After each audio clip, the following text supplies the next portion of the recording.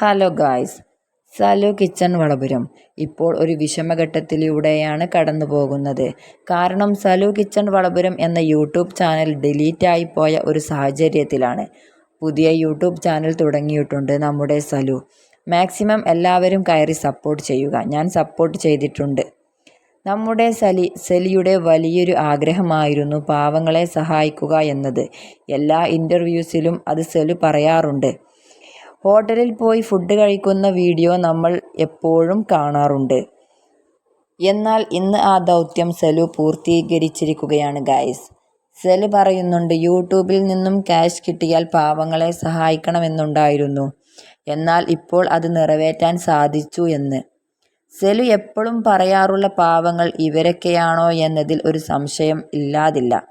സലുവിൻ്റെ സന്തോഷ നിമിഷത്തിൽ അവൾ പറയുന്ന വാക്കുകൾ നമുക്കൊന്ന് കേൾക്കാം. നിങ്ങൾ മനസ്സിലാക്കണം,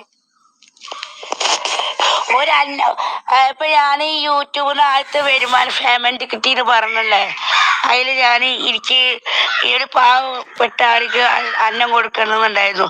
അതും പഠിച്ചോ സഹായിച്ചു തന്നു. അതുള്ളൂ ഞമ്മക്കിപ്പോ കാര്യമുള്ളൂ. നീ കഴിച്ചോ, ഉച്ച കഴിച്ചോളൂ.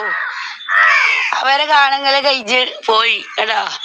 എല്ലാവരും പറന്ന് കരണ്ട് കമ്പിമേലാണ് ഇപ്പോ ആടുന്നത്. പക്ഷെ ഷോക്കൊന്നും അടിക്കുന്നില്ല. അതാണ് ഇപ്പൊ ഒന്നാമത്തെ കാര്യം. ഷോക്ക് അടിക്കുകയാണെങ്കിൽ അത് മരിക്കൂലല്ലോ അല്ലേ. മക്കളെ എല്ലാരും ഹാപ്പിയല്ലേ? ഇനി നമ്മളെ ന്യൂ ഇയർ അല്ലേ?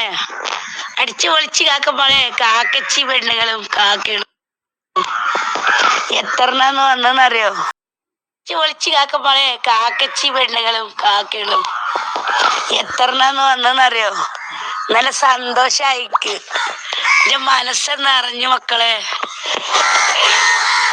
ഇതൊക്കെ തന്നെയാണ് ഈ സലു കിച്ചന്റെ ഒരു സന്തോഷം. വേറൊന്നും നമുക്ക് ആർക്കും ഒന്നും ചെയ്യാനില്ല.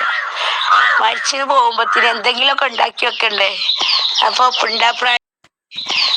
പിണ്ടാപ്രാണിയായാലും പാവങ്ങളായാലും സഹായിക്കാൻ നല്ലൊരു മനസ്സുള്ളതാണ്.